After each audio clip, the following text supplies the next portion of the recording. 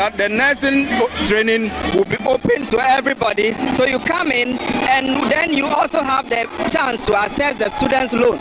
And then all the projects in the health sector that this administration is embarking on, JM says he's going to complete all of them, because the hospitals that they are putting up, they cannot finish this Agenda 111 before they leave office. JM says that that assurance, when he comes, he's going to complete those projects, and then he's going to invest heavily in the training and upgrading of the skills of doctors and all other grades of medical practitioners, allied health sciences, laboratory sciences, and that is super. And as a medical person, there is no other government that has shown promise and commitment in lifting the standard of healthcare in Ghana apart from the NDC. See what JM did with the Ridge Hospital. See what former President Professor Mills and JM did at the University of Ghana Medical Center. For these reasons, we are saying that when JM comes, he has shown that he has done it before and he can do it. So, my fellow professionals, you may be an engineer, you may be an accountant, you may be a teacher, you may be a lawyer, wherever you are. Once you believe in this probity, accountability, and justice, come on board with the NDC. And the policies, I'll speak directly to the youth now. This is the time for the youth. My fellow youth, the future of Ghana is in our hands. The second independence is in our hands. This is the time we must change the destiny of this nation. If Ghana does not come to the NDC, if NDC doesn't take the leadership, Ghana will be in a great mess. We must hold people accountable for the stewardship that has been granted them. Look at the All African Games, my youth. They have spent the money in your name. They have spent the money on your behalf, but those monies did not come to the games. They said they have paid GBC certain amount. These monies were not given to GBC. My youth, bring JM to hold these people accountable. He says when he comes, he's going to boost the ICT training of youth. He's going to invest a lot of money and put people into the coding system. The future is ICT. Let us bring JM. My fellow youth, the change is now. Be part of this change. And when the history is being read that the second independence is won for Ghana again, you will be counted as a worthy contributor to this change. Vote for JM, vote for change, and vote for your future. Very well, Doc, thank you so much for joining us on set. But let's get more closer to the younger ones, the youth, because they have the future in their hands as well. I see you with the inscription, think like Nkrumah, fight like Rollins. Why? What's the meaning? Well, I think we've gotten to the point that we need leaders in this country, and if we have the leaders, they need to start fighting like those who paved way for the independence and the democracy we have today. What does today mean to you as a young man? Well, it's just a normal day for me. I'm just hoping to hear or be promised something new. I mean, as a young person that goes around, I'm a young activist. I go out advocating. I listen to the plight of the young people, and majority of the young people are not just complaining of, there's joblessness, there is insecurity, high rise of insecurity in this country, there are lawlessness in this country, and Machiavelli, we all know, doesn't really care. Okay, the life of Ghanaians are not being protected. We've had condolence on time. Even here in Winneba, we had this woman that was thrown outside from a hospital, and not even a minister of state, the vice president, or the president himself spoke a single word about it. This speaks that the leadership doesn't really care about the people of this country, of which they take an oath to come and protect. So I am here to get the hope back again as a young person, as a Ghanaian, that I feel like leaving home. Because when you speak about Ghana to people diaspora, they will tell you that, I don't risk coming back to Ghana. I don't like coming back to Ghana. And the reasons are that Ghanaians' lives are not being cared for. Ghanaian lives are not being protected by the people we give power to for them to protect the Ghanaians. So I am here to actually hear something different, something that will give give hope to the youth of this country, something that will inspire the youth to calm down, because there are a lot of tensions rising in this country. There are a lot of tensions rising. Myself, I don't know if you've not seen, but Fix the Country and most activist group has risen up in this country, making sure that we hold government to account. And this constitution we are using today, majority of the clauses in the constitution needs to be scrapped out. Even if the constitution is not going to be taken out entirely for it to be renewed, the constitutional review committee that was set up by Atta Mills needs to be accepted by now. We are hoping that this government, if Ghanaians should vote for NDC and Mahama back to office, they will touch the constitution to bring hope back to the young people of this country. Or else, I always say, when change is too long denied, it's not that the people plan for violence, but the angers within them will start erupting. And it will definitely happen, because we are going to rise up and make sure that the hope of this country will not be taken for granted. The future, which is the youth that will be coming after us, will have hope and not blame us for we keeping quiet and watching things destroyed to the point we are gotten to. The impunity is getting too much. The tyranny is getting too much. The lack of law for Ghana, the lawlessness is getting too much, and we need leaders to solve this problem. And if you are going to be a leader, we need fighters to run and fight and make sure we save this country. This country is broken, and we need a change. Do you see the NDC giving you that hope as a young man? It's not about NDC, it's not about MPP, it's about leadership. If the NDC is going to give us leader, we need him. If the MPP is going to give us leaders, we need him. If any other person is going to come up and lead this country and give us the leadership we deserve as a people, that is what we stand for. So NDC is within Ghana, MPP is within Ghana, but I give Ghanaians the opportunity to think about the policies, to think about the kind of governance with experience to make the decision. Because we should remember that whatever decision we are making out of this 2024 elections is going to have a consequence, and those consequences will not only affect us living today, will affect the next generation coming. So we should vote wisely and think of choosing leaders and not politicians. I'm grateful. Thank you so much. Enjoy the program as well. So if you are just tuning in, you are live on Ways Otebe. This is the election center. We are currently located on the premises of the University of Education Winneba campus, just right in front of the Chofos Anamwa Mensa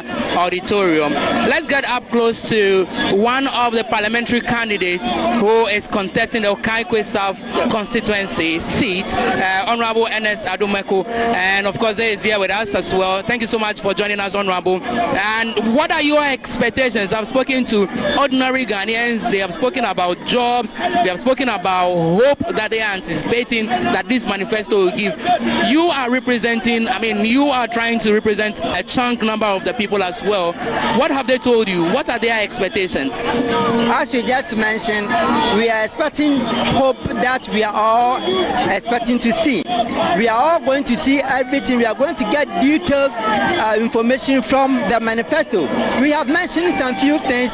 Recently we launched Youth Manifesto, which we mentioned some things like Women's Bank, which is going to support our women in the market and those who do small trading. Because when they go to these commercial banks for loan, they tell them they don't have collateral, so in the nutshell they don't qualify to have access to loans. So His Excellency, the incoming president, mentioned that he is bringing this bank to support our women at the bank. Actually, we brought Agri Development Bank to support farmers. We are bringing this one to come and support our women, and also mention about youth artisan certification, which we are going to train people in the skill training, give them skill training, and also give them certification, also to support so that we can create employment for them as well. Because looking at the economy, we just mentioned about 24-hour economy, which is going to build the economy, because now everything has messed up entirely. The 24-hour economy is going to affect our inflation positively. How is it going to affect the inflation positively? We are saying that we are going to reduce the taxes for them, and then also the energy consumption, electricity that they will use in the night, we are going to reduce it for them so that they can have access to a whole lot of things, like to reduce their to reduce their production cost. Once the production cost reduces, it affects the inflation because it's going to affect the buying price or their selling price. Once the selling price reduces, automatically people also enjoy it. And then those who are also not getting jobs, one same company, assuming they have 200 workers, it means that if they want to run 3 shifts, they are going to employ 600 workers. So 24-hour economy is a game changer. It's going to support our economy. I'm grateful. But again, with the issues about some tax reforms, for instance, there has been calls for the scrapping of e-levy, there has been calls for the scrapping of betting tax, the sanitation tax, and what have you. Do you expect to see that being captured in the manifesto of your party as well? You know, as for JM and NDC, once we promise, we make sure we deliver.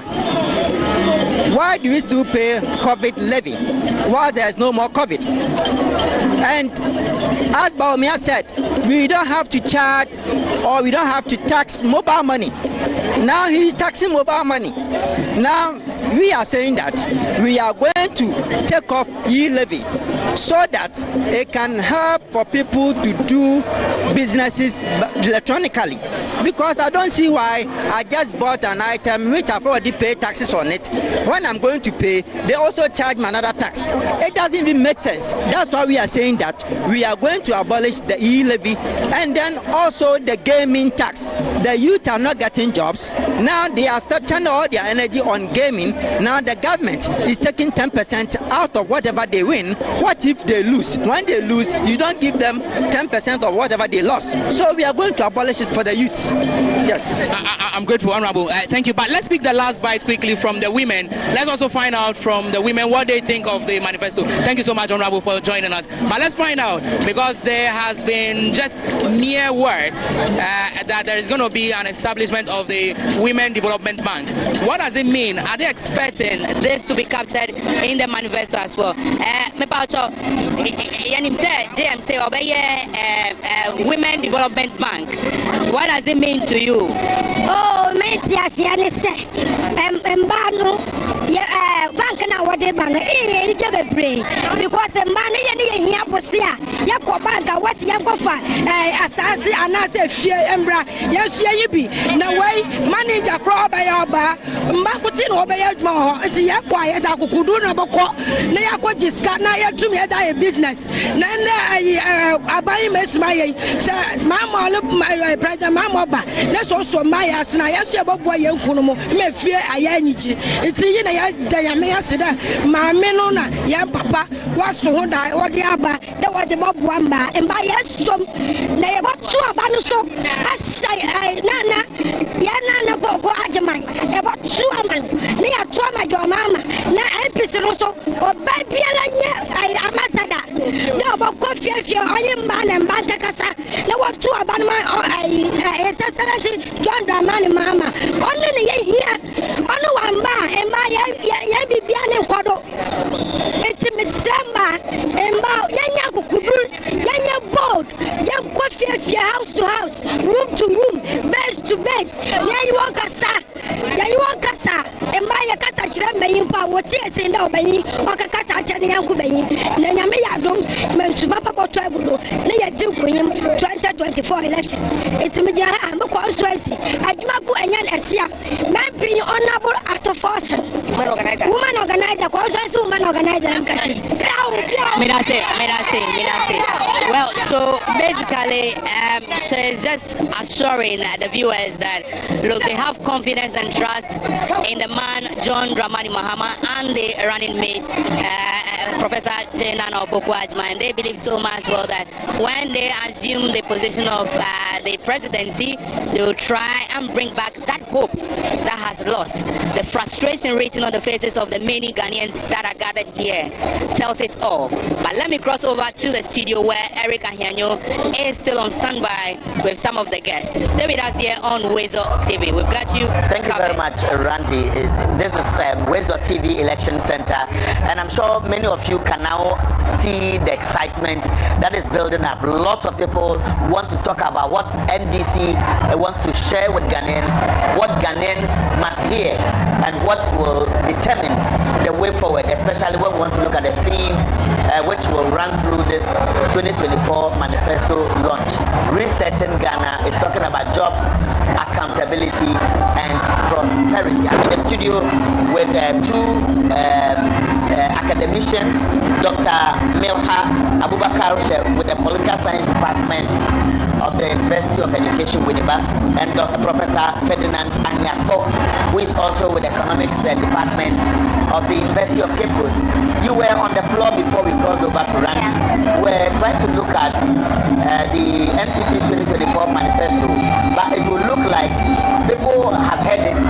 They may have made up their minds already, but even before we talk about what people should be expecting in the 2024 manifesto, what are those brief comments you wanted to make? Yeah. So you realize that they had an introduction where they went all back to 2016, which I feel is irrelevant because Ghanaians felt NDC was not doing well in 2016, and so they voted for you. And so we expect you to do better. And when you are giving us manifesto in 2024, you start from where we are in 2024 and not take us back to 2016 just to try to make themselves look good, that they inherited an ill economy, which is not so, because we handed over to you and then it's been about 8 years. How have you managed the economy? That is where the manifesto should have started from. But that notwithstanding, the manifesto made a certain promise which I feel is relevant to the current situations that we have in Ghana.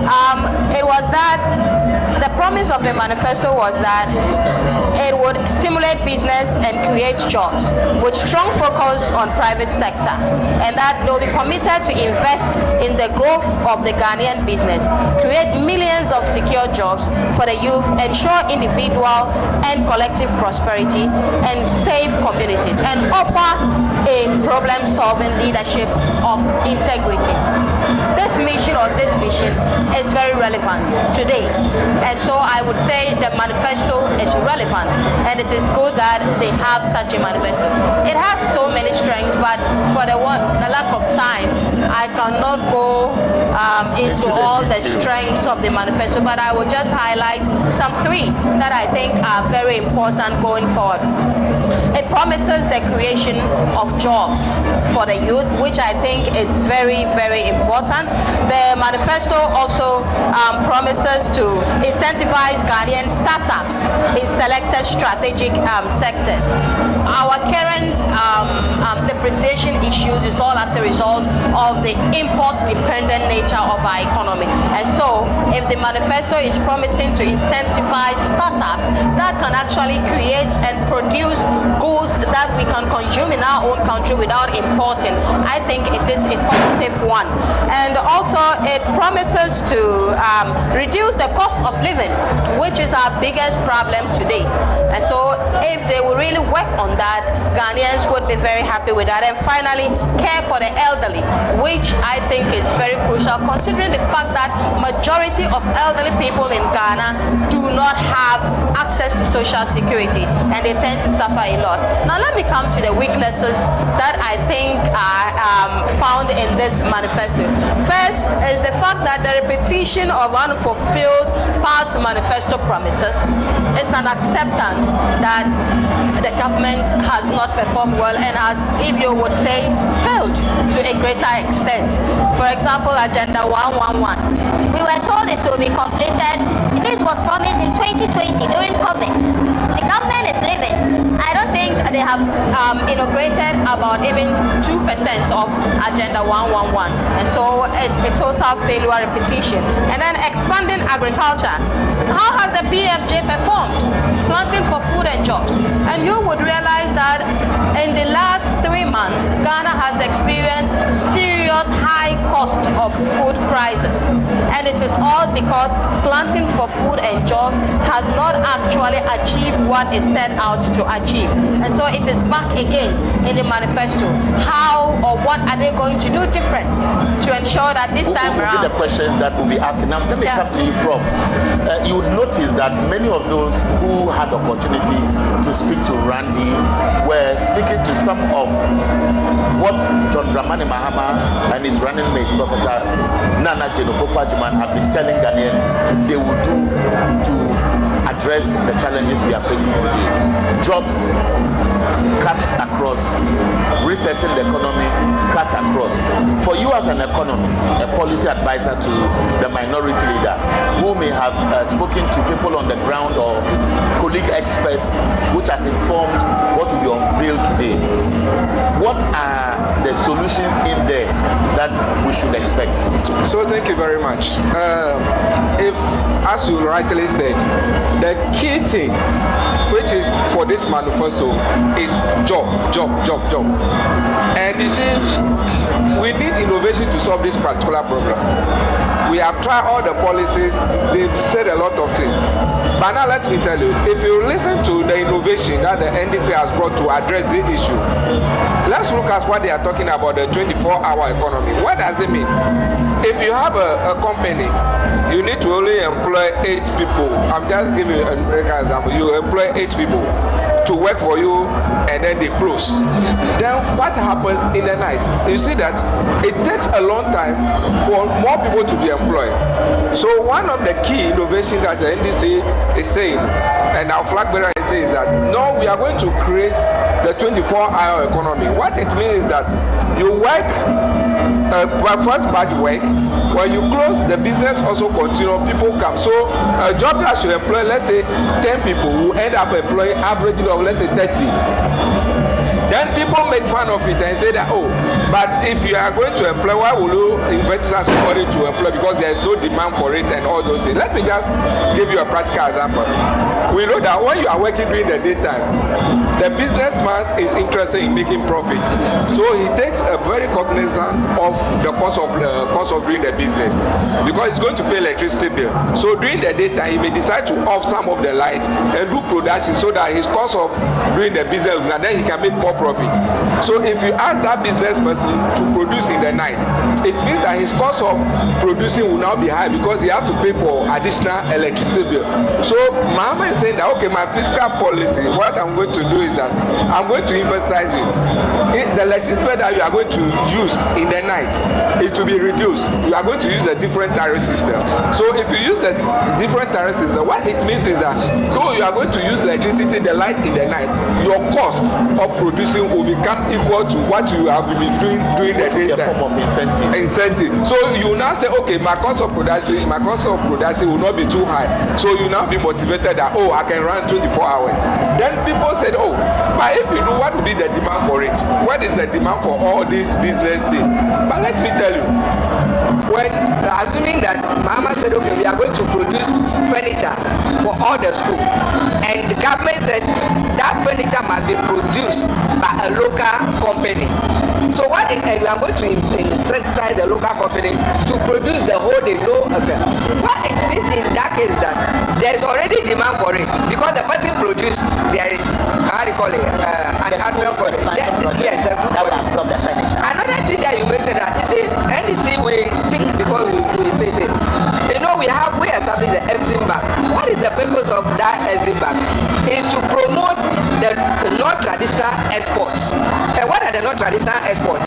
They are not the cocoa, the diamond, the oil. They are the cosmetics, the dresses that people make. So if we incentivize people that the people can produce in the night, it means that the Exim Bank then come in now to assist them to also export their commodities.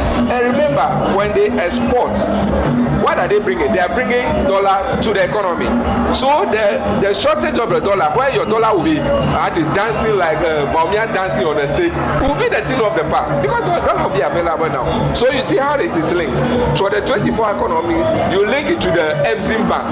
Now, how do you also do that one? After linking to the Exim Bank, remember, a lot of women are in the informal sector, and the women must also produce. So you create a bank for the women, which will remove the obstacle of access to loans. So women will now also have money, produce traditional goals, and then Exim Bank help them, they also exploit. So in that case, you reduce the poverty, the vulnerability of women. So the whole thing is a web. You need to think about it. So you don't need to just come to a table and say, I'll create 22,000 jobs. How are you going to create? It must be sustainable. So that's interesting. And for those of you who are watching us, this is the live coverage of the NDC 2024 Manifesto launch. We are here at the University of Education, Winnipeg.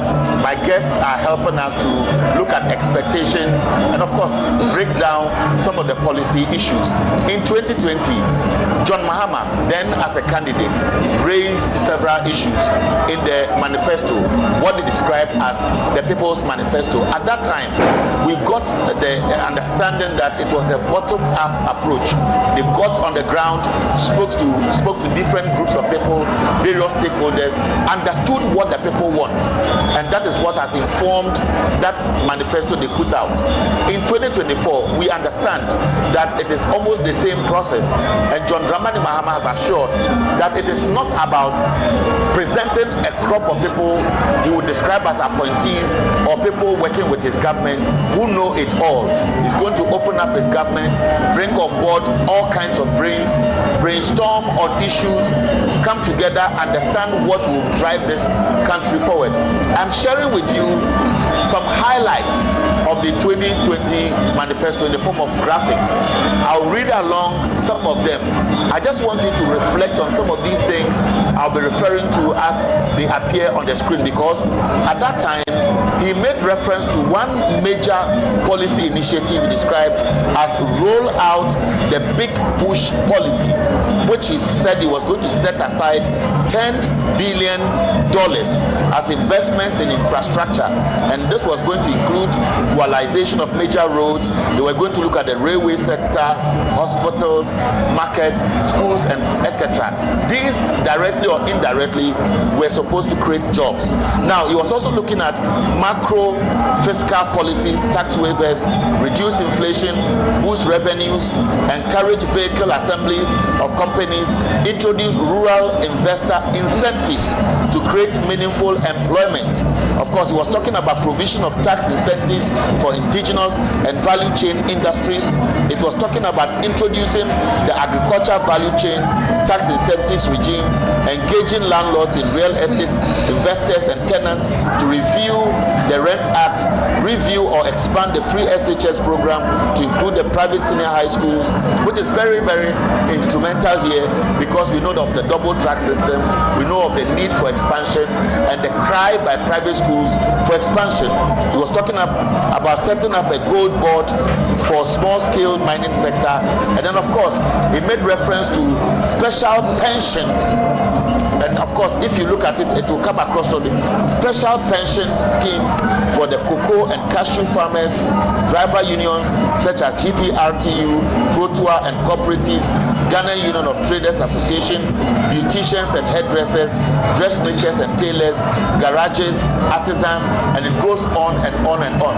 I'll share with you more of what was captured in the 2020 manifesto, but I've had conversations that the NPP's 2024 manifesto, for example, is a copycat of some of the promises made by the NDC in 2020. Yes, when it comes to the area of jobs, all of them will share their ideas, whether through digitalization or through the agri sector or industrialization. For you as an architect, directly or indirectly, of this manifesto that will be unveiled, what do you see that is very instructive that NDC can boast of and hold on as your work? So thank you very much. You know, when I heard Honorable Baumia starting off digitization comes with infrastructure. Without the infrastructure, digitization cannot start. Who started the digitization drive? Right as you said, we even have the digitization center established around the cycle and the probiotic, how do you call it, cables lay. So when he's talking about digitization, he hasn't provided even any infrastructure to even start off the disease. But my brother, let me just before I give you information on how do you call it? What Baumia said, and whether they've copied our manifesto or not, or whatever is happening. What Ghanaians are there? Let's look at this again. There's a fundamental question that I think Ghanaians need to be asking Baumia. Currently, we are paying Baumia, we employ Baumia as our vice president of this country, which everybody knows, and we are using our money to pay him. And as we are paying him, he has to work. He has not finished his work, and we are still paying him. And he is supposed to manage the economy, and he is the head of the economic management team. And now you are receiving salary. Unless he comes to say that he's not receiving that, he's receiving the salary now as the one to be working for us and telling you that you don't worry, I'm not going to work. When you elect me before I'll do A, B, C, D, then why are you taking salary now? Then you have to resign because I'm paying you to make my life better. You are taking that salary, but you are telling me that no, you don't worry, continue suffering. When you elect me now to become a president, I'll do A, B, C, D. Now let's go to the ABCD that you wanted to do. You just said something very simple now. Go to our 2020 manifesto. Most of the thing he said is just copy and paste. And you know one thing the MPP is very good at? They copy, paste, but they don't know how to implement because they don't have the implementation plan. I can tell you for sure, everything John Mahama will say here today as a promise, we have already developed an implementation plan waiting for that implementation. We don't finish, we don't just come and make the noise and then go back now before we are thinking. Everything that we have done, which is very interesting, of course. Yes. We'll be taking a short break, but don't forget that this is the 2024 manifesto launch of the NDC. This started way back in 1992. At that time, it was restoring stability after a decade of military rule. In 96, the NDC's manifesto was themed around economic stabilization, infrastructure, housing, roads, health, and education. In 2000, it was launched by Professor Mills, then need for continuity. In 2008, because NPP had won election in 2000 and Kufuor had been in power between 2001 and 2009. 2008, the manifesto at that time was centralized on what was promised Ghanaians: better Ghana, jobs, health and education. 2024, consolidating gains. 2012, consolidating gains by the Mills Mahama administration. 2016 was hinged on infrastructure, which has become the trump card of John Dramani Mahama. And we have seen 2020 People's Manifesto, and we are waiting for the 2024 manifesto launch. I've been doing this with two academicians, and of course, this program is not ending. The event should be starting officially from 12 o'clock. Don't go away. This is Wezo TV Election Center. After this break, we'll continue with our conversation.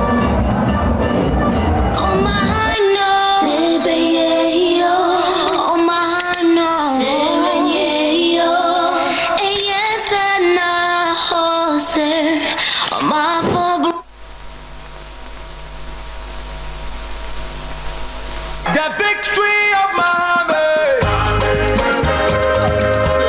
As a student, I'd want to vote for someone that can guarantee that after my years in school are done, I'll get a job that can fit me. Listening to what the 24-hour economy entails, there's no two ways about it that John Mahama is the president. This is why I choose John Mahama.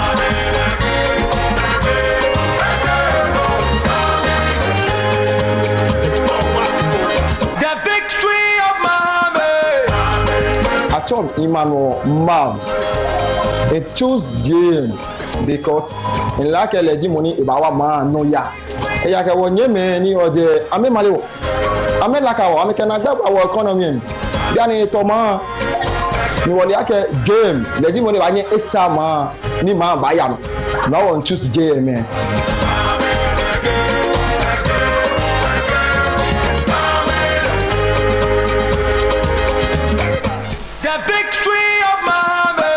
I choose JM because I would want to see him continue his good works, such as building the hospitals, schools, etc.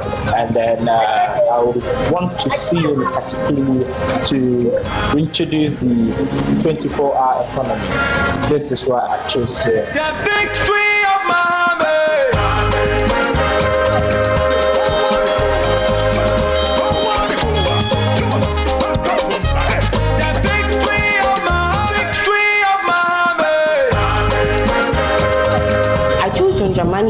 because he's a visionary leader. He is visionary but not a prophet. He couldn't have predicted the COVID-19 outbreak, but he built an ultra-modern hospital which came in handy during the pandemic. This is why I choose John Dramani Mahama. The victory of Muhammad.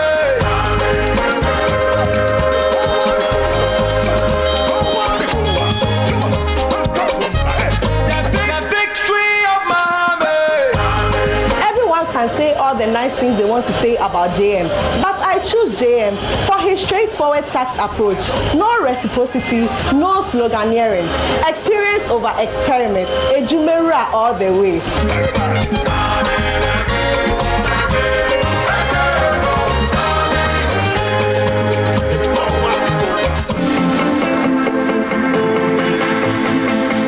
Everybody wants JM to come, including even the MPP themselves. They need a change of government. We need a competent, a down-to-earth. We really need a political surgeon to come and restore the health of the country. More than 100% yes. He has to come. We've never had someone who have had a one-time experience going back to reflect. So he comes with a lot of reflection and circumspection. He comes with a lot more vigor, having been back in opposition for 8 years, and we all know that he is a transformational leader, and he certainly has reflected. This would provide us with a leader who would not only hit the ground running, but run in the right direction. You don't measure the greatness of a leader only by his achievement, but you look at the obstacles that the person has overcome. I believe that John Mahama has what it takes: the experience, the wisdom, the track record, the integrity to take Ghana back to its position of destiny. Akufo-Addo does not have the experience, and we can all see he didn't have the experience. He's collapsed the economy, nothing is working well. So things he has been there, he knows how to get us out of this mess. I'm sure Ghanaians would really their votes behind him to come and save us, because we're in a mess. We are at a place where the country is almost shattered, and we need someone who has the requisite skills and the needed expertise around him to execute the job. That person can only be John Dramani Mahama and no other person else. In leadership and the electorate, you must build trust, and this is what President Mahama has been able to build. He's been able to establish trust between himself and the electorate, especially at the grassroots level. The country has to progress. The only person that has got the magic wand, the only person that has done it before, the only person that has uplifted the people, and the only person that continues to have the passion, the commitment, and want to go the fuller extent of providing relief to the people and ensuring their sustainable livelihoods. It's His Excellency John Mahama. I believe that with his return in 2025, Ghana will rediscover her true self, and Ghana will be back on the path of progress. He didn't let us sleep. He pressurized us. 2 a.m. calls, 12 midnight calls. He said, I said I will fix Tumso, and I'll fix it. And he fixed it. He takes things that are damaged and he recreates or rebuilds them. It is these characteristics that make me know that even though the economy is in shambles, if he comes back, or when he comes back, he will rebuild and he will fix it.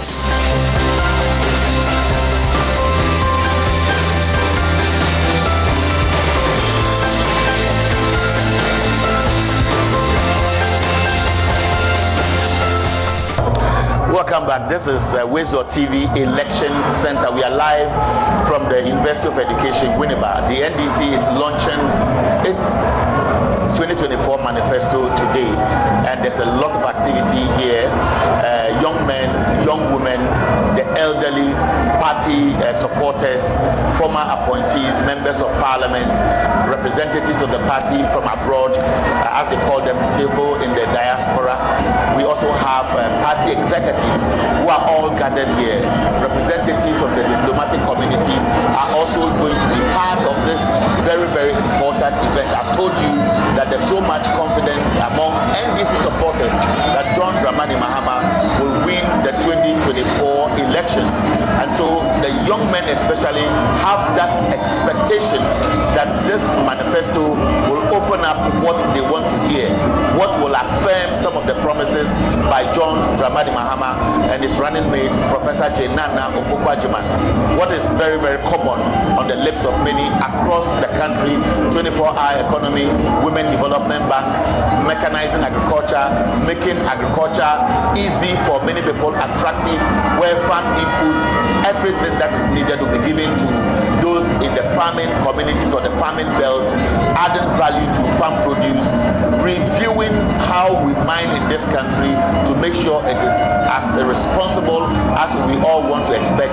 And what is most important, resetting Ghana. And of course, one thing that John Mahama has always been referring to is building the Ghana we want together. And so just as Ghanaians saw a president with his cabinet and people in government mobilize Ghanaians, the people in academia, experts in the economy, the financial sector, etc., who met at Senchi at that time, we saw the revolutionization of Ghana's economy from the Doomsday era to what we saw through the World Bank's prediction that Ghana's economy was going to grow by 7% because of the initiative that we're taking. He says he's going to do same as soon as he wins. Within the first 100 days, he's going to engage Ghanaians for discussions on the education sector, on the economy, for people to appreciate the true state of economy so that Ghanaians will manage their expectations while he goes along to prioritize what he sees will address the concerns of Ghanaians, open up the industry, build confidence in the investment sector, create jobs, and then bring prosperity to Ghanaians. The next set of panelists I'll be engaging, they are well known to many of you, especially Dr. Justice Sremsai is a senior lecturer at the University of Ghana School of Law. You are welcome, Justice. Thank you very much, my brother. How are you doing? It's been a while. Yeah, it's been a while. You have beard, I don't have. Yes, now I have grown beard. Yes, of course, I'm bald, you are not. Yes. You're welcome. Thank you very much. Happy to see you again. A lot of Ghanaians enjoy you because for them, you will speak to the issues and you open up the debate for people to also bring their input, all for the cause of Ghana. Happy to have you on Wiz TV. Thank you very much. Thank you very much. Yeah. My other guest is Dr. Albert Kwame Arthur. He's the patron for the 10th year at the University of Education Winneba chapter. You are welcome. Thank you, sir. You are not in party colors. You are not in party colors. Oh, our colors. This shows that we already on the 7th December. It's a victory. It's a victory. So you are celebrating ahead exactly. I'm celebrating ahead of time. For you, what does this mean for the whole party to come to your campus to launch a manifesto, to be speaking to the youth through your platforms? Well, in fact, it was a very great with excitement that when we received the news that the party manifesto for 2024 is going to be launched in Winneba and specifically on our campus. So some of us dedicated ourselves. From Monday, I'll be here all trying to help the national communication team and the local organizing committee as well to make sure that we put the place in order to ensure that we have a successful manifesto launch. And our youth are voices for change.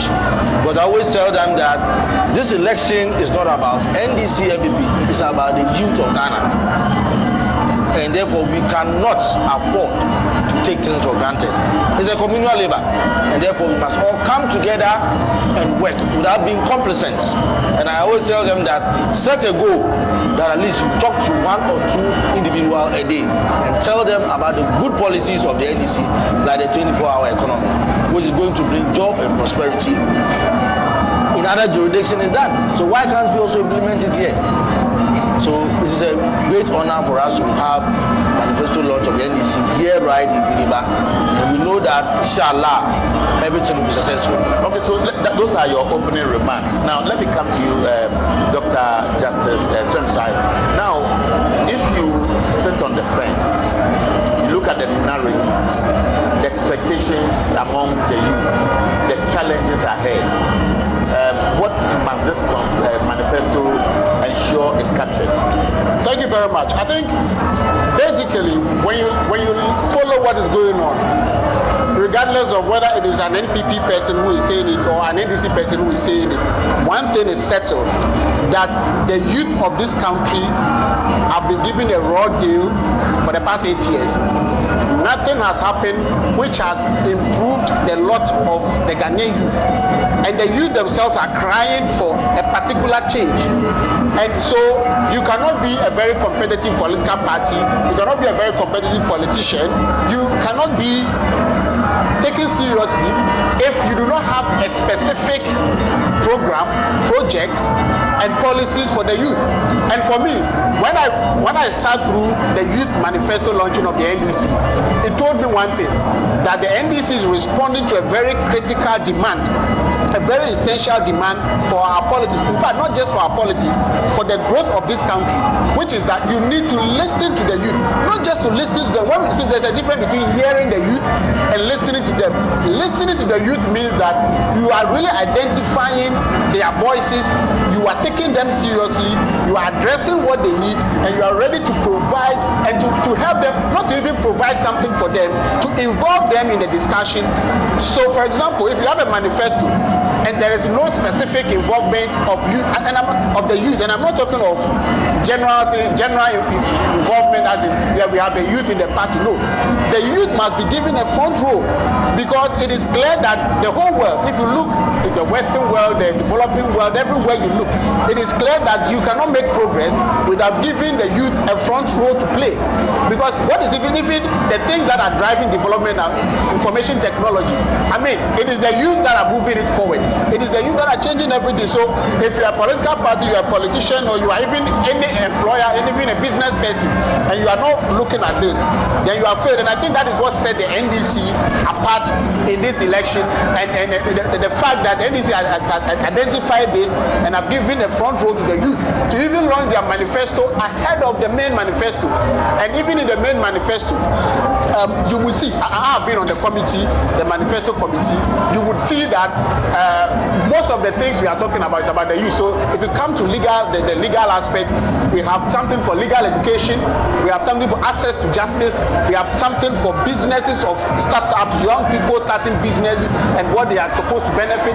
We have something for, 24-hour economy. I think we'll come to that later, and I'll dedicate a whole period to explain what the 24-hour economy is about. So I think that as it stands right now, we are country, we see that you cannot make progress without the youth, and NDC is going to make that clear to everybody.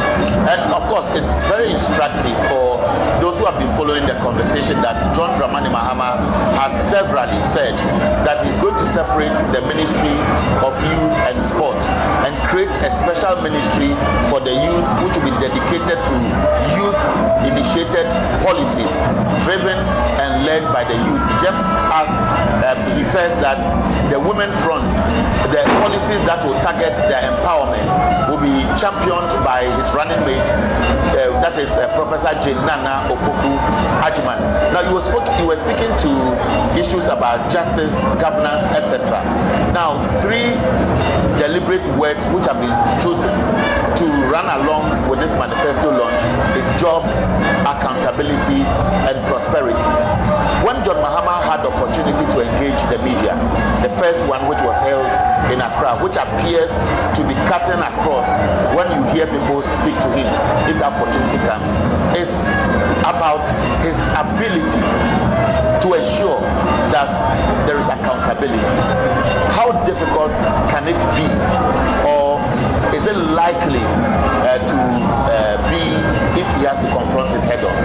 Yeah, so talking of accountability and overcoming it or ensuring accountability has a direct connection with corruption.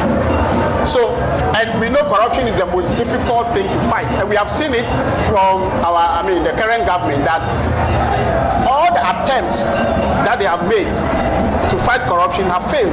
From Galamsey, which is the root cause of Galamsey is corruption, when you come to what? Real corruption, bribery, and it's rife and no one is doing anything about it. So the fight is a difficult one. It's a fight which must involve not just, talk. There must be the desire by the leader. And you see, people underestimate the role of leadership in ensuring accountability. If you are a leader and you show clearly that you do not tolerate corruption and you do not tolerate, bribery, everyone who follows you will change overnight. So, for example, if the first accusation of corruption comes and you think that the best way to do is to clear it and to say that you have cleared the person, what the signal you are sending to the whole government and the whole country is that you can do whatever you like and I will be there to clear you. And when you do the second one, then it goes beyond assurance. It's now become a culture, and then the whole government, the whole system, the whole country sinks deep into it. So when you have a government which is prepared to fight corruption, you must look at the leader. Recently, and that is where John Mohammed's integrity comes in. He is the only president, in recent history who has prosecuted his own appointee, and the appointee was found guilty and was jailed. What does that tell you? It's not easy to prosecute your appointee, and we all know. Even that is why we say family and friends. It's not easy to prosecute people you have reposed confidence in to work for you. So if such a person has done something, you have prosecuted the person, it shows your commitment. Then come to this Airbus issue, which was, it was a non-issue from day one, because a report which was clearly a settlement agreement, which has said nothing, which has no evidence of anything, was used as a tool, and it was used for propaganda purposes. You remember that this thing came up just before the 2020 election. But at the end of the day, when the special prosecutor went through, he came out with a clear, what some of us knew from day one, that there was absolutely no evidence for anyone to do anything with. So what does that tell you? At least it speaks to the integrity of the person. So when such a person is telling you that I'm going to ensure accountability, then you know that at least he has demonstrated that before. He has a track record of fighting it. He has a track record of coming out clean even after falsely being accused and subjecting himself voluntarily to such investigation. Now back to, but there are more dimensions to, apart from the leader, you must also look at the justice system. The justice system is a key player in the fight against corruption, because if you have a system where it takes, let's even talk of duration, when it takes 4 years, 5 years, to prosecute one crime, what does that tell you? It tells you that then the criminal or the accused person or someone who has committed crime is motivated to commit that crime and hope that the case will drag in court. Yeah, because if the accused person wants the case to drag, so that at the end everybody gets tired, everybody forgets, and then something happens. That is one. Two, we have seen situations where they've been documented, evidence of bribery even on the bench and even among practitioners. So all these people must come together, and they must be made aware that corruption is not just about one person. Corruption is about everybody, and it can affect everyone, and in fact it affects all of us. So the fight against corruption is not going to be easy, but if you have a leader who is determined, and you have a judiciary which is very, very ready and able to work, I believe that could be done. So that's Dr. Justice Srem Sai, who is a senior lecturer at the University of Ghana School of Law, and I'm also speaking to Dr. Albert Arthur, who is the patron Tain, University of Education, Winnipeg. Now let me come to you. You are representing the academia. You deal with young men and women, students. The NDC has been telling us that we should expect in the 2024 manifesto a policy that will review free SHS, expand it, bring all hands on deck to look at a better way to implement it. I'm understanding that even people are proposing that there should be a special fund that will guarantee sustainability. The NDC recently, when the youth manifesto was launched, spoke about absorbing or cushioning first-year students, where the academic user fees would be taken care of to free space for them to adjust and move on as they continue from second year and so on and so forth. The flag bearer of the NDC has told us where or how he's going to fund it, giving us an idea. The details obviously will be in the manifesto. You work with students, you dine with them, and they are your colleagues virtually. Help us to appreciate how significant this free SHS business, whether the quality is being met, and this issue about students coming to school and having a policy that will sort of give them some support. Yeah, I think thank you very much for the question. I think we all attest to the fact that the implementation of the free SHS came with a whole lot of challenges, which a lot of stakeholders in different areas have mentioned the fact that there's a need for us to review. And when one person talks about review, all that they do, the propaganda way is that when the person is given the mandate, is going to cancel it. Having worked with students for some time now, I see this review as very crucial and important to be able to address especially the issue of infrastructure. Because there are areas that you can even go that we have students, they have lecture room, but where they will sleep becomes a challenge. So definitely that shift system will continue. And that was the reason why incumbent President John Dramani Mahama came up with the E-block system that was sprinkled up all over Ghana, so that not every student living in the rural area have to leave the rural area and come to the urban area. So I'm sure that once it comes back, we'll be able to complete all the E-blocks that were left to be able to ensure that every student get access. Considering the fact that Ndc Manifesto, I made a promise from the president for John Mahama that first year students fees will be absorbed. I feel it's a very good thing because often at times I know students who had admission and the students even have to report very late, but they didn't have any money or any support from anywhere to be able to pay. So I feel that this policy of no fees just is very good and is going to help those who don't have the support, who have the means to be able to, once they get the admission, to be able to come to school and then start on time. But not only paying the school fees and paying the accommodation fee, but even how the person can survive. So if your academic user fee aspect is taken care of, then other resources that the student can get, whether from a acquaintance or from the parents or a guardian, at least that can also take care of the other aspects of the student's life as far as his educational ladder is concerned. So this is Wezo TV Election Center. We are bringing you the live coverage of the NDC's 2024 Manifesto launch. We are at the University of Education, Winneba, and we are just at the Professor Jopu's Anamwa Mensa Auditorium here at the University of Education, Winneba. And my guest, Dr. Justice Remsai, is a senior lecturer at the University of Ghana School of Law. And Dr. Kwame, is it Arthur? Arthur is also the TAIN president, so the TAIN, one of the TAIN patrons. Patron, and of course a lecturer here at the University of Education, Winneba.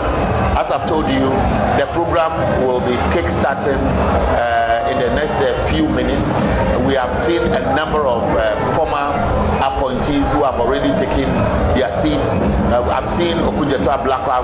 He flashed when Randy was having a chat with lawyer Chum Berima and others out there. I know a number of the members of parliament have arrived. We also know that many parliamentary candidates of the NDC have also arrived. This event has been programmed such that there's representation in all the 275 plus 1 constituencies across the country.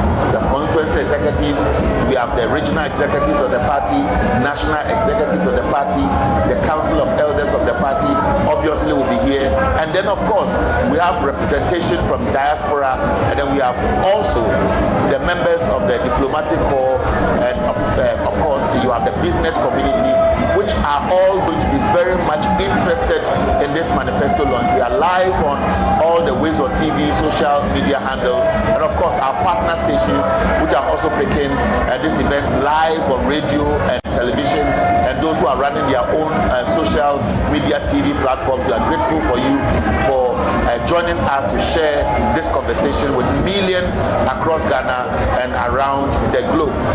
Now, the conversation is now dovetailing into what the NDC has been speaking about.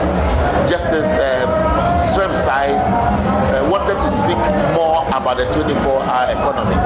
It has become a subject of interest because critics of the NDC are suggesting that it is likely to be difficult to implement in spite of all the explanations. Many are also looking at what opportunities are in there for people to tap into, right from education to health to any sector, especially construction. I, for example, met a young lady who's a nurse who was having a debate with me and said one thing that struck her, and she works at Kolebu Teaching Hospital, is that sometimes when they are at the pediatrics department and children need oxygen or basic things, they have to go cross to another department. When it is closed, it is closed. And you'll be surprised that even though Kolebu is a tertiary medical facility, some of the departments close, including even the pharmacy. So they have to struggle or wait till the morning, especially those who cannot afford to go outside the facility. These are realities for them who will fast track development, will create opportunities, and beyond that, save lives. Let me come to you. 24-hour economy. Some still harbor doubt. Yes, so there are two kinds of doubts when it comes to the 24-hour economy issue. There are those who are questioning the implementation strategy. Okay, so the doubts it cannot be done. So that is one category. There's another category who claim that they don't understand or who don't understand at all. So there's a difference between not understanding, then we have to explain it to you, and then that is one, and then there's another one where the person understands but has challenges with what implementation. So let me deal with the first category of people who do not understand. It's a simple thing. So when you see the computers we use, the computers can be on for as long as you want, and in fact the modern computer can actually, while working, reboot itself to defragment, so they can run for as long as they want. Most equipment that we have can run for more than 8 hours. Some can run and then have a break in between and run for another 12 hours. The reason why those machines and equipment are designed in such a way is that they actually intended to what? To function also. You see this AC, if we start operating it from the morning, so long as we are here, the AC will work and will not. That is how a lot of the equipment, a lot of things that we do today are designed. Take your house, a building, or take a school. The same school building can have different classes in it, and we run that even in our universities. So some students come, they sit in the same place, they go, maybe psychology students will come, when they leave, sociology students will come and occupy the same place, and the school can run for as long as, because the building has already is an asset, and the more you use the assets, the more beneficial it becomes to you. The same applies to roads, the same applies to the hospitals we have, the same applies to most of the services we render. We already set up all these things to run for more than 8 hours. Then the question is, we run them for just 8 hours, then we leave how many hours left? That's 12 hours, making them unproductive. The question is, why wouldn't you understand if someone is telling you that instead of using 1/3 of something, you can use the entire thing? So once you agree that something which is there could be used beyond 8 hours, then you are on the road to understanding 24-hour economy. Now let's take the hospital issue, the situation that you raised. People say that the hospitals are already running 8 hours. What they don't know is that we have the front line of the hospital. So even that some of them, like Kolebu is a big hospital, anytime you go to Kolebu, you are likely to meet people who attend to you at any time. But in the hospital, there are so many departments, many of which don't run 24 hours, many will run 8 hours. If you take most of the government services that we provide, they close early and then the rest they don't do any work. So the 24-hour economy is simply saying that we already have a lot of assets which are basically going waste. So we can capitalize on that and run them beyond the 8-hour shift. And it is possible for us to run up to 24 hours in the day. And that is how the beginning is. Now let me come to people who want to understand the implementation policy. Two main things prevent us from working at night. Most people would like to work at night, but two main things prevent them from working at night. Security, because it is natural that when there is darkness, people will do harm. So most often we all work in the day and go to sleep mainly because of security. That is one. Two, people also work and people also don't work at night because of what? Electricity. When it's dark, you have to illuminate the whole environment. So these are the core foundational things that prevent people from working in the night. Now the policy implementation is simply going to put in place one legal framework which would allow a lot of people to work across the board. Currently, the labor laws we have actually is skewed to working in the day.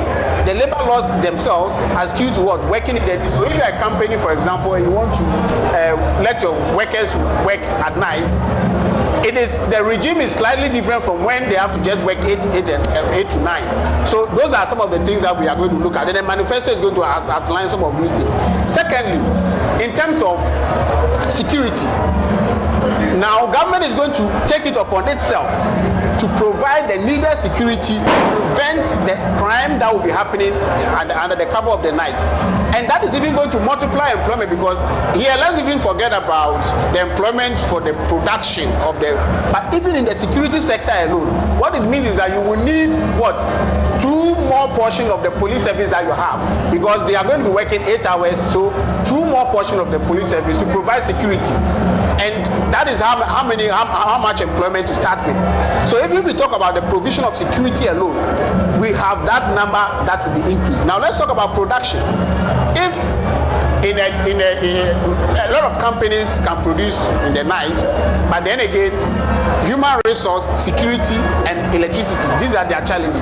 So if government lays down this foundation, that will be providing security, providing electricity, and then the companies will now find it prudent and beneficial to work 24 hours or different shifts. And when they do that, production would increase. I read a post from one of the NPP, communicators, who was saying that, well, if you are paying 3 people for one work, then you are going to split the money to 3 people, which is a total misunderstanding of what is it a misunderstanding or a way of misleading the public to assume that this 24-hour economy is going to... I'm just trying to be kind. I'm just trying to be kind to her. Granted that is even her honest opinion, which I don't believe. I think she is a bit more enlightened to think like that way. But even if that is a genuine, honest thinking, I want to address that issue for our viewers to understand that is never what what we call the 24-hour economy is about. It's actually about employing 3 different people instead of one, and giving each of them getting their own salary as if they were working for themselves, as if they were working one shift. And it also doesn't mean that you are going to work, one person is going to work throughout the 24 hours. No, it means that you will do your normal hours.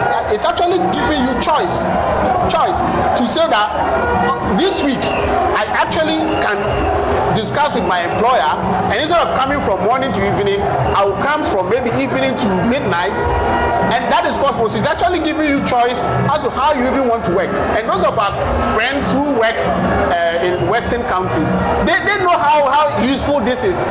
They know they have been enjoying this 24-hour shift thing, so they know that, look, today I feel like going to, so let me inform my employer, let them put in place an arrangement. So this week I want to work midnight, and they'll work from midnight to morning and come. So it means that they have the whole day to do other equally important or even more important things. Let me come to you, Dr. Arthur. For example, I'm looking at NPP's 2024 manifesto. I'm looking at the highlights, and it will look or come across as some nice packages that they want to implement. For example, they are talking about about utilizing government purchasing power to stimulate industrial expansion and business growth. And this is talking about creating opportunities for jobs. And it's a buy Ghana first policy, which will boost industrial sector in Ghana. They are talking about reforming the licensing regime from small-scale mining sector, reducing the minerals export tax, and then talking about financing viable mineral projects in Ghana. It is talking about completing the digitalization of land titling and registration to enable property owners to use their assets as collateral and so on. Are these not good enough and convincing for you as NDC, who would want to now compare yours to theirs, even though yours is yet to come out? What do you see in this? Some would say good to go. One thing that we know of the MPP is that they are good in sloganeering. They will always come up with, they started with 8 hospitals, then they moved to Agenda 111. We ask ourselves, how many of these hospitals have they been able to start, that they have been able to complete and commission as we talk? So they are only good in bringing the slogan policies. Even when we talk about digitization, it's NDC, we will build the Accra Digital Center. But Dr. Bawumia continued to play that poster and that impression that he is the one who started the whole thing. So we believe that even from the NDC Youth Manifesto that was launched, we have policies, as Doc said. The NDC is ready to involve the youth. They must be at the forefront in ensuring the implementation of its policies, so that the youth will feel that we are part of this, we are leading the agenda, and we have the hope that John Dramani Mahama is someone who says, I will do A, he ensures that he will do. Within the poor period that John Mahama had, and the things that he did, we all know. If you look at our own debt to GDP, 120 and now we're 740 billion. And we don't have anything that they can tell us, or can show in terms of the money that they have borrowed. And we have corruption all over. President Mahama made it very clear that if you consider the wastage in the system, the National Cathedral hole alone can pay a lot of money will be left. So I'm very confident that President Dramani Mahama is somebody who says and he does. He's a nation builder. And we all saw the thing that he did. He did just that 4 years of his rule. And we know very well that his coming back is to reset Ghana and to build a Ghana that we all want together. So this conversation is live from the University of Education in Winneba. And as you know, the NDC will be launching their 2020 manifesto. As we speak, lots of people have arrived. There's a lot of excitement out there. Randy will be sharing with you shortly his conversation with those who are part of the jubilation around, because for them, this is when the NDC actually will be kickstarting its campaign, because they will now be speaking to Ghanaians about what they promised to do. Now, this whole issue about manifesto, track record, or the personality in the candidature of whoever is leading a political party and so on and so forth, you would notice that many people are expecting that while you have said it, there should be the issue about the easy or how easy it will be to implement some of these policies. Just recently, an Afrobarometer report spoke about the youth who have lost confidence in our democracy. This manifesto, especially when your opening remarks spoke about the advantage John Mahama has among the youth because of the confidence they have in him, this will be the moment where his manifesto should be speaking to how things will be turned around to change the psyche and perhaps revive that sense of patriotism. Yes, so this manifesto is focusing on the youth and then women.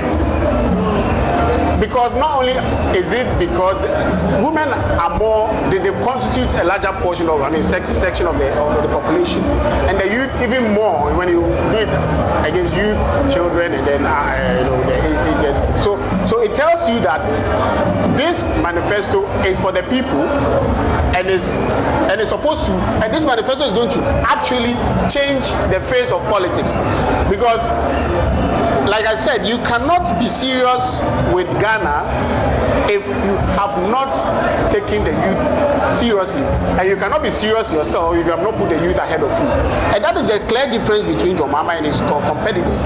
Now, if you look at track record in terms of getting the job done, I think now it is clear that the person who had the minimum amount of time yet achieved the highest, development project is John Mahama. And beyond that, you see, when you look at the fact that John Mahama did just one term, and you look at the fact that apart from all the projects he implemented, he has saved a lot of money in what Petroleum Management Fund had money in it, the other funds, contingency funds had money, and now those funds are empty.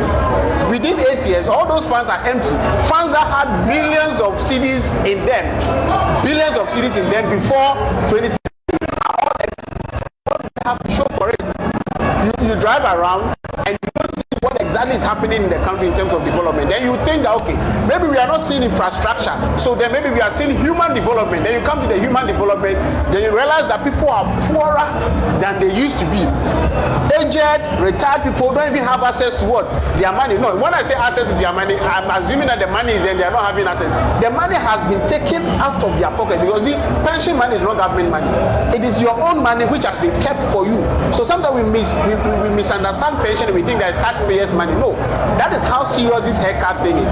It is your own money which someone has taken from you. Then you look at the youth, then you see that almost everyone who is youth in this country doesn't have a job. We don't have a job, and even those of us who say we have a job, we are underemployed. That is one concept that we have not paid attention to, underemployment. The fact that you are doing something doesn't mean that you are employed. Some things are meant to be done for 1 hour, but most of the people who say they have jobs are spending 8 hours doing the same thing. And then you come to healthcare, then it is collapsed. Then you come to what? Road, then the roads are in bad shape. Then you come to everything human is declining. Then you come to the freedoms. The freedoms, I'm a lawyer, so I come into contact with freedom, justice, trial, fair trial, and all these issues every day. Human rights abuses, and they are through the roof. And then freedom of the press, we saw the indexes. We are falling below. We are now competing with countries that are known to be dictators, like countries that we never think we can, like Gambia. We are running alongside the Gambia, Yahya Jammeh's Gambia kind of. That is where we have reached. So unfortunately, this conversation will not continue for a while now, because we need to go inside the main Professor Jofu's Anamwa-Mensah auditorium, where the manifesto launch will be taking place. But don't forget that this is Wezo TV Election Center, and thanks to all those who have joined us to share this conversation across the length and breadth of this country and across the globe. And of course, this broadcast will be live and will continue till the event ends today. So don't go anywhere. Just stay, let your set or your chairs be glued to your TV sets and watch our programming, because we have more to share with you. I've been doing the discussion with Dr. Justice Remsai. He's a senior lecturer at the University of Ghana School of Law. Dr. Albert Kwame Arthur is also a lecturer here at the University of Education, Winneba. He's a patron for the 10 students. And then, of course, we also have Dr. Maliha Abubakari, who joined us earlier, a political science lecturer at the University of Education, Winneba, and Professor Ferdinand Ahiakpo, an economist with the University of Cape Coast, also joined us. So we are going into the auditorium after here, and I believe that while you continue to watch and listen to the presentations, you would also have the opportunity to see what is happening outside the auditorium. This is Wezo TV. Stay with us.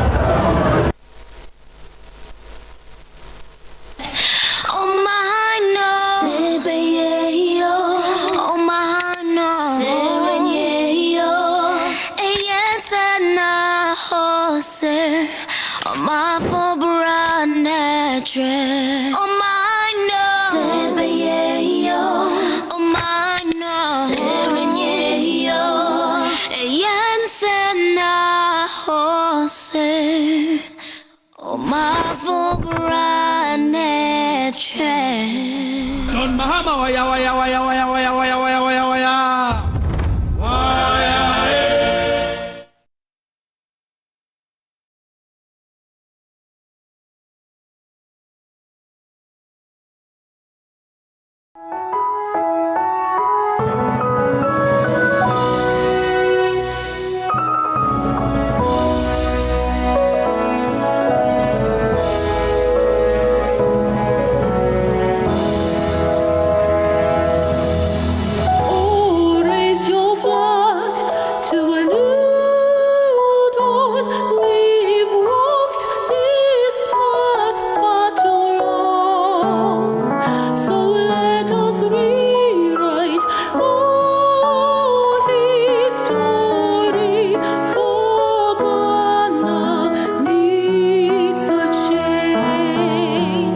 And may the heavens rescue this land.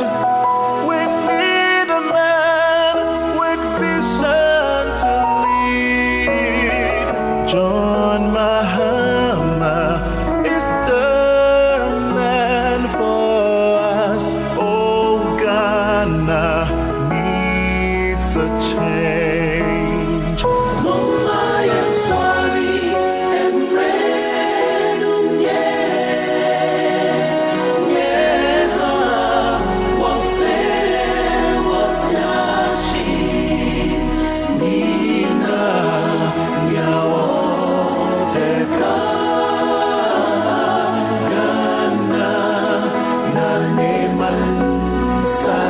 Let us rise for a change. A vote for Mahama is a vote for Ghana. Ghana needs the best man. Rise for a change. Naneman Sakia.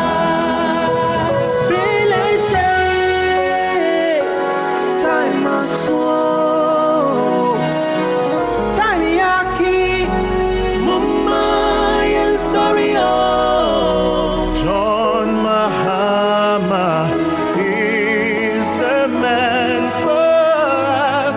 Oh, Ghana needs a change. Let us rise for a change. A vote for Mahama is a vote for Ghana. Ghana needs the best man.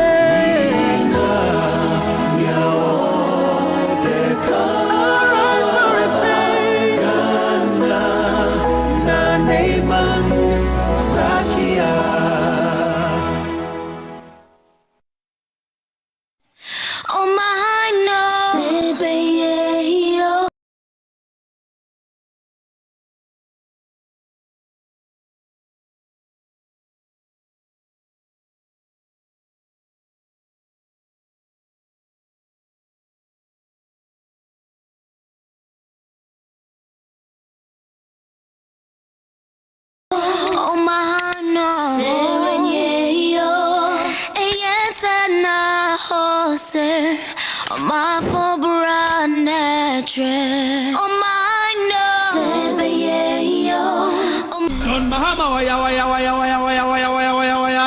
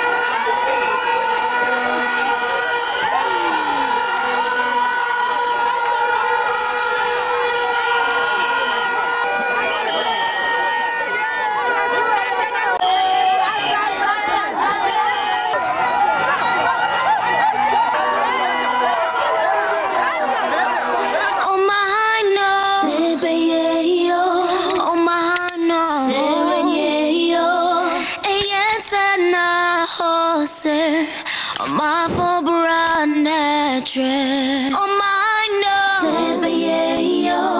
oh my no, Yen Sena Jose, oh Mapo Branetre. Don Mahama waya waya waya waya waya waya waya waya waya.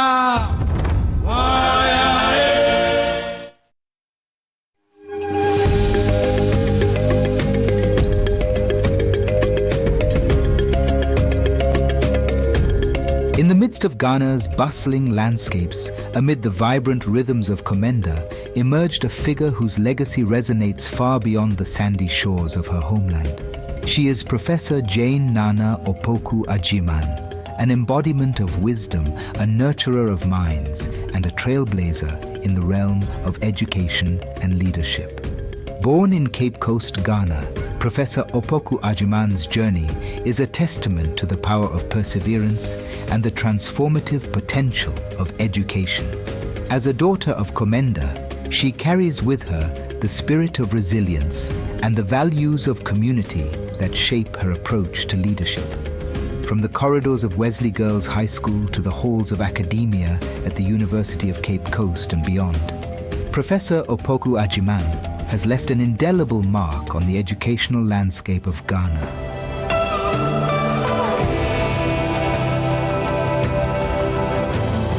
Today, for me, is a day to reflect on the making of history, because history often has many witnesses, and we have the power to be part in the creation and making of that history. Historic decisions aren't always easy decisions or popular decisions to make, but they are important decisions to make. First of all, I encountered her when I was a student at the University of Cape Coast. After one lecture, she told me, "What are you here for?" I said, "I'm here for a degree." She said, "A degree? Is that the end of it all?" I said, "Well, I don't know the way forward." And she started inspiring me. "You are capable of becoming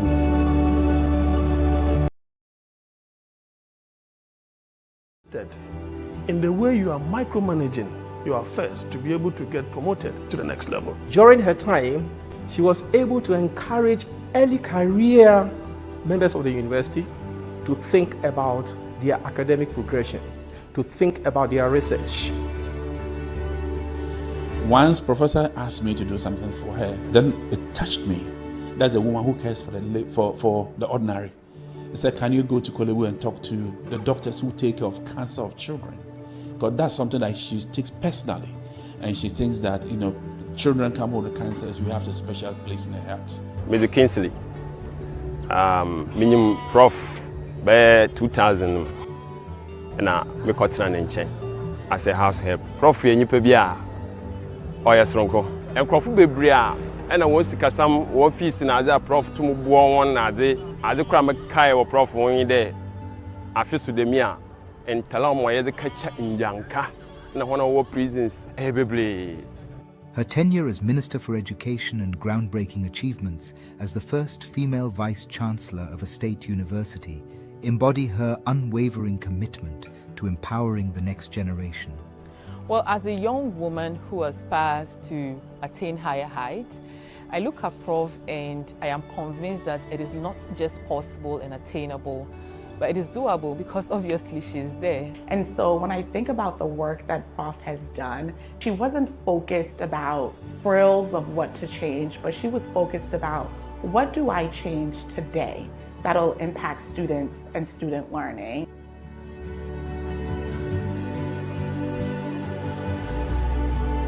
So I was invited to be a speaker at an International Women's Day program, and Prof was the other panelist that I was supposed to be on with.